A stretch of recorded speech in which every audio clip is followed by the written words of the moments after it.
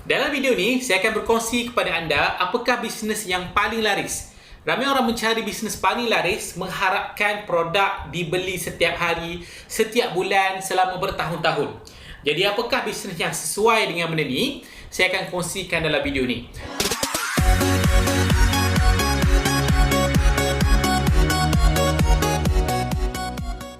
Jadi saya Amin Kamarudin daripada Business Ultimate. Saya melatih ramai peniaga untuk bina income, bina bisnes daripada modal yang rendah dan income yang berterusan.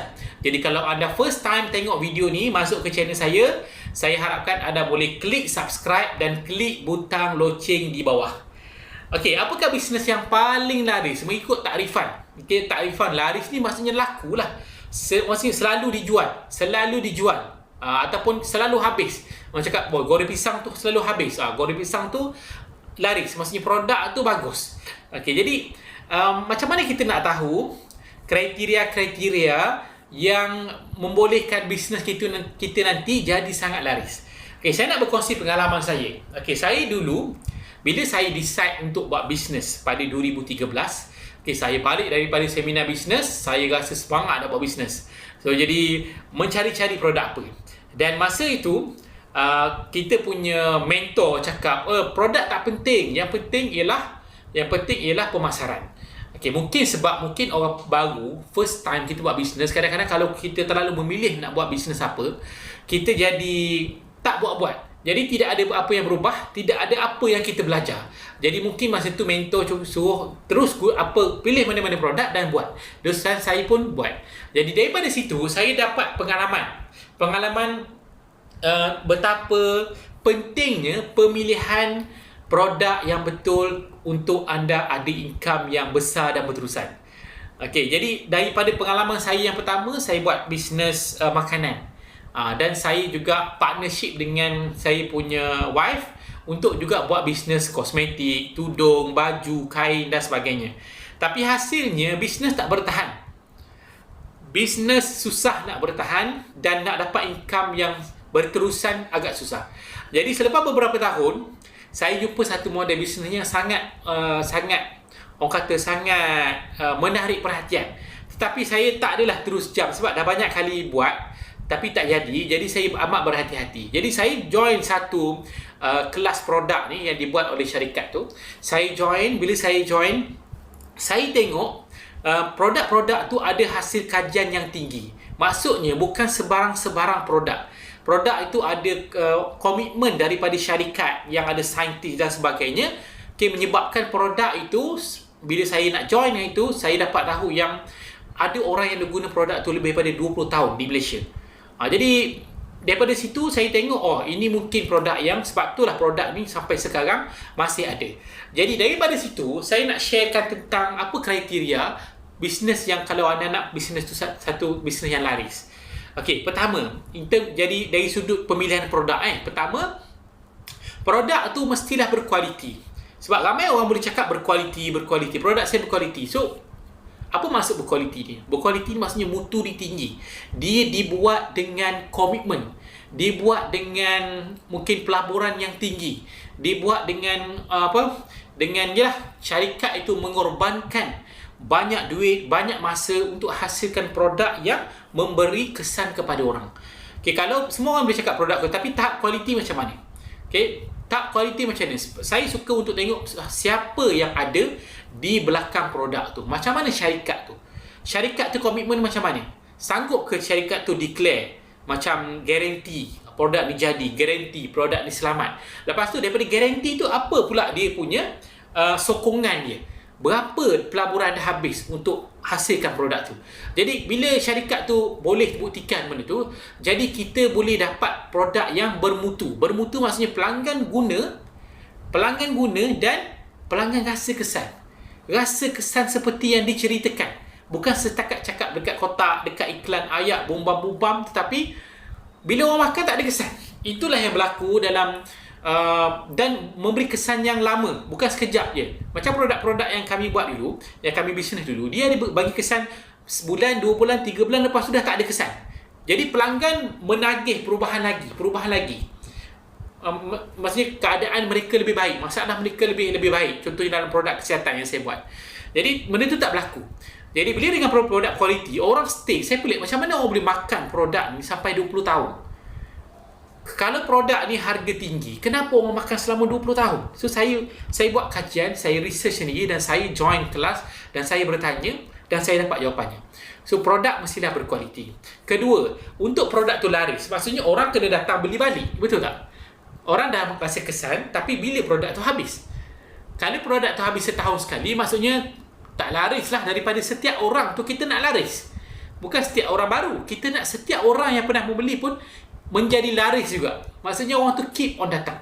Jadi penting untuk pilih produk bukan saja berkualiti tetapi jenis consumable. Consumable ni maksudnya yang habis dalam masa terdekat. Sebulan habis, sebulan setengah habis. Jadi bila habis, bulan depan dia rasa kesan, dia datang balik beli. Jadi kita boleh recycle pelanggan yang sama selama bertahun-tahun. Bertahun-tahun. Tapi dengan syarat produk tu mesti berkesan. Okey, itu yang kedua, consumable. Ketiga, support macam mana? Support daripada syarikat. Kadang-kadang bila kita betul-betul dah buat pemasaran, tapi syarikat tak boleh nak hantar produk. Syarikat tutup, syarikat ada masalah kewangan, menjadikan kadang-kadang harga selalu berubah. Jadi bila syarikat tak kuat, macam mana kita nak guarantee yang kita ada supply berterusan kepada kita punya pelanggan? Katalah pelanggan kita dah makan dengan kita 3 bulan, 4 bulan. Seronok dah 6 bulan. Lepas tu bulan ke-7 dia nak datang, kita stok tak ada. Stok tak ada bukan masalah kita. Salah syarikat dah tak boleh hasilkan stok. Syarikat ada masalah kewangan. Kan syarikat tiba-tiba naikkan harga, kita pun susah pula nak tukar harga dengan kita punya pelanggan. Okey, syarikat ada masalah commission, ada masalah transport, semua tak settle. Kita tak boleh nak berniaga dengan lancar. Jadi macam mana kita nak dapat produk yang laris kalau produk tak ada? Okey? Okey, keempat, salah satu benda yang paling penting ialah legacy. Legacy tu maksudnya sejarah. Track record syarikat dan track record produk tu. Berapa lama dah produk tu digunakan oleh pelanggan? Selama berbulan-bulan dan bertahun-tahun. Berapa lama dah syarikat itu dah bertahan? Mampu bayar komisen, mampu support semua pengedar-pengedar ataupun ejen-ejen yang dia ambil. Itu penting. Kalau 5 tahun ke bawah, saya tak cakap tak bagus, tapi agak berisiko. Saya pernah join satu bisnes yang syarikat tu dah 15 tahun. 15 tahun masih juga sampai masa dia tak boleh nak lawan masalah ekonomi dunia, menyebabkan syarikat itu jatuh. Dan juga syarikat tu kadang-kadang syarikat baru ni dia tak ada prinsip yang kuat. Jadi dia boleh orang kata main tepi. Maksudnya pelanggan kita dah ejen kan, kita dah sepatutnya pelanggan semua datang beli dengan kita lah, tapi syarikat pun sama-sama jual dengan harga yang sama. Maksudnya syarikat tikam kita. Jadi penting untuk tengok satu bisnes, satu produk yang mana syarikat tu dah lama. Mungkin lebih pada 20 tahun, mungkin lebih 30 tahun. Saya tak boleh nak bagi tahu, tapi anda kena tengok background syarikat tu. Jadi hopefully penerangan saya 4 kriteria bisnes yang paling laris ni anda boleh hadam, sebab saya pun pernah melakukan kesilapan. Saya pernah buat, last kali saya buat bisnes butik habis lebih 40,000. Mungkin anda pernah buka kedai yang lagi besar pada saya. Okey, saya mengharapkan dengan pelaburan yang besar saya boleh dapat income yang besar. Tak semestinya. Itu adalah mitos dalam bisnes. Modal yang besar tak menjamin bisnes kita boleh bertahan lama, bisnes kita boleh jadi laris. Okay, tapi kita kena tengok daripada 4 faktor yang saya terangkan tadi tu. Jadi hopefully bila anda nak pilih satu bisnes, pilih produk yang berkualiti, produk consumable, pilih produk syarikat yang sangat support anda. Bukan semata-mata nak support anda masa anda ambil package agent stokis saja. Okey, janji macam-macam. Betul? Janji macam ramai orang yang datang mengadu kat saya. Dulu okey dah meniaga 3 tahun. Lepas tu syarikat tak boleh nak bagi barang. Ada yang syarikat pun jual dengan harga lebih murah daripada ejen ambil. Ditikam belakang. Jadi kena pilih. Satu lagi legacy. Kita kena tengok syarikat tu. Kita nak berniaga, siapa nak tukar berniaga setiap 6 bulan? Tukar bisnes baru. Tak nak kan? Kita 3 tahun sekali pun kita tak nak. Sebab nak mulakan benda baru, banyak banyak tenaga, banyak masa, banyak duit, banyak kesabaran yang kita perlu. Biarlah kita pilih satu bisnes, satu produk, bukan satu lah, tak kira rangkaian produk ke, satu jenama yang bila kita buat bisnes, kita boleh buat sampai bila-bila. Kita boleh buat sampai bila-bila, sampai ke anak kita, cucu kita pun boleh warisi kejayaan yang kita dah bina semasa kita hidup, contohnya.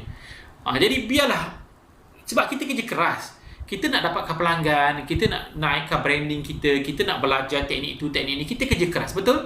Tapi kenapa kita nak pilih bisnes yang orang kata, yang bila kita lepas sampai satu tempoh masa, benda tu dah tak boleh nak buat?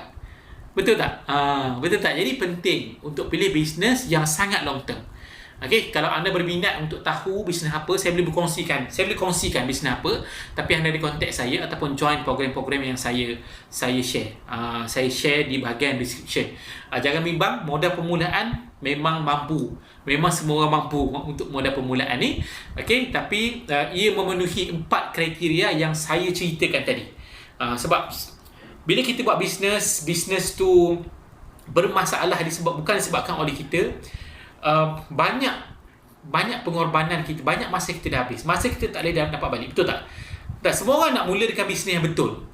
Okey, macam saya dulu mula-mula, kita memang nak niat, tapi kita baru, jadi kita tak ada pengalaman. Jadi bila lama-lama kita tahu bisnes yang kita buat sekarang ni, orang kata tak ada masa depan. Kita tak boleh rehat.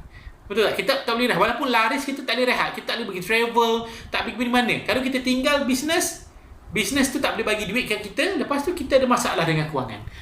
Jadi dalam sistem bisnes yang saya share ni, yang saya offer dalam yang saya tengah buat ni, dia ada untuk anda jadi autopilot. Nanti bila sampai ke satu stage bisnes, anda hanya fokus kepada mengajar anda punya tim agent sahaja.